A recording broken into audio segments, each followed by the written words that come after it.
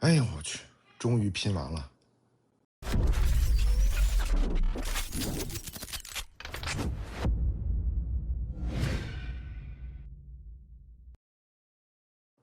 交时间知己，有网络同好，寂寞安生活。大家好，欢迎收看本期教记。这个玩意儿上次出现在视频中已经是上次了，那么这一次我们真的就要专门来聊聊这个我不怎么爱吃的蔬菜了。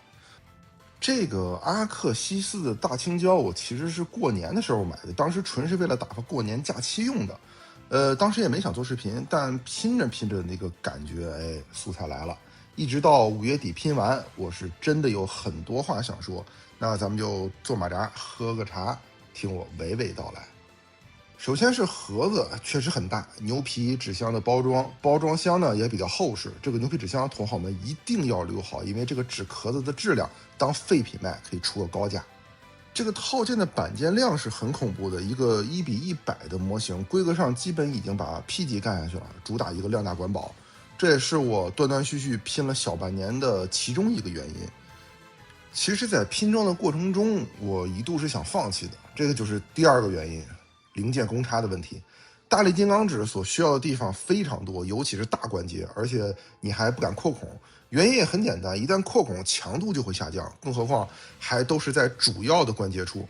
但小地方又必须扩孔，不扩孔的话，很多地方是无法按压到位的，或者说装上就别想再取下来。比如4个翅膀的电池舱盖，也就是这4个红色的零件，如果不扩孔，将来换电池那一定是地狱级的难度。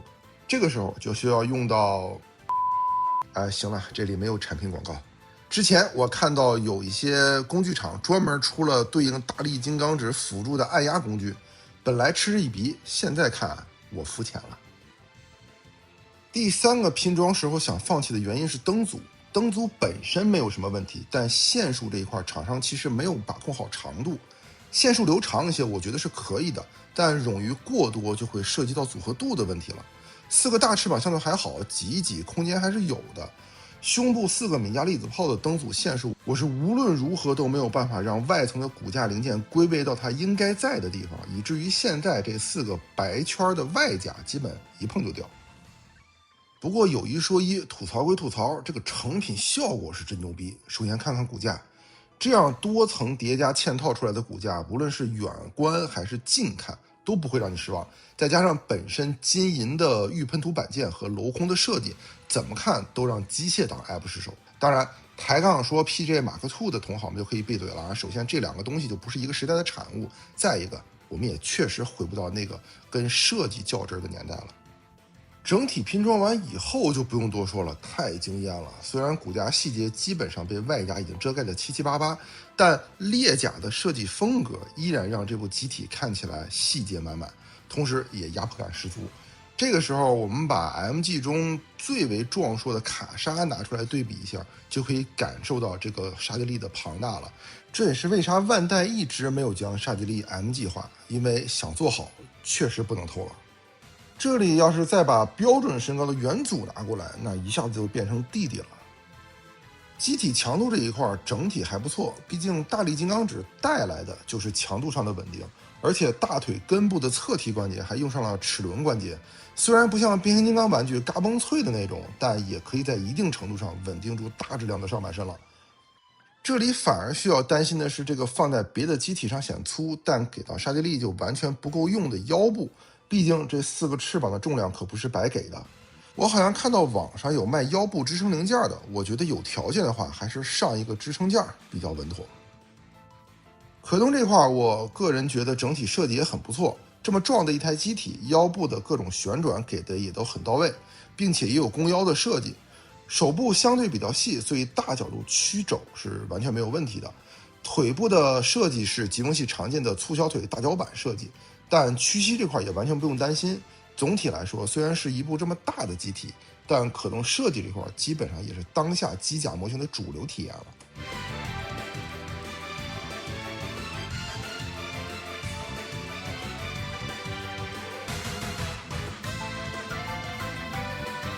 剩下的可动就都是豹甲和4个沙迪利标志性的大翅膀可动了。豹甲这一块不用多说，咱们直接看展示就可以了。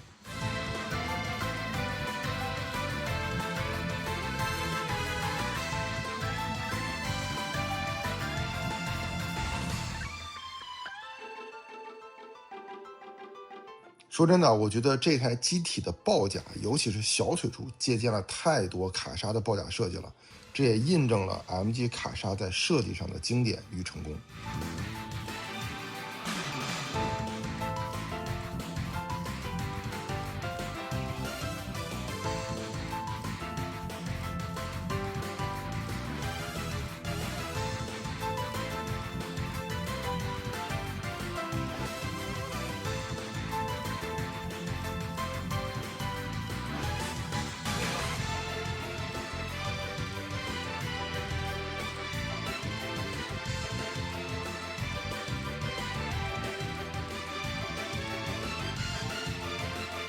翅膀的可动也有很多比较有意思的地方。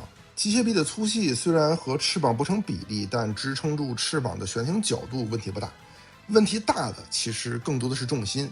当然，为了缓解4个机械臂的寿命和耐久，我们尽量还是将4个翅膀内的可折叠的这个机械爪展开一段，来作为接地的支撑，比较稳妥一些。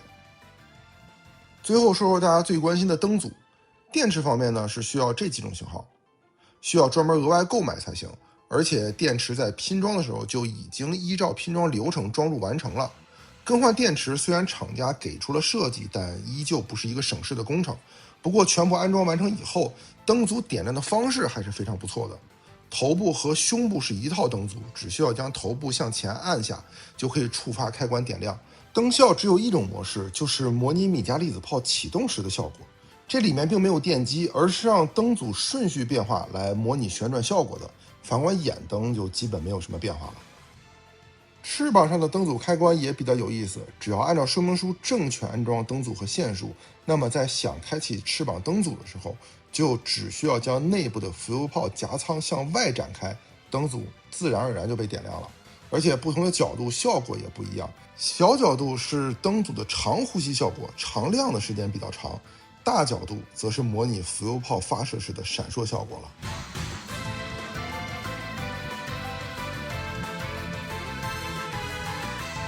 特效件方面，除了光束军刀这种常规的配置以外，基本上就都是跟浮油炮相关的了。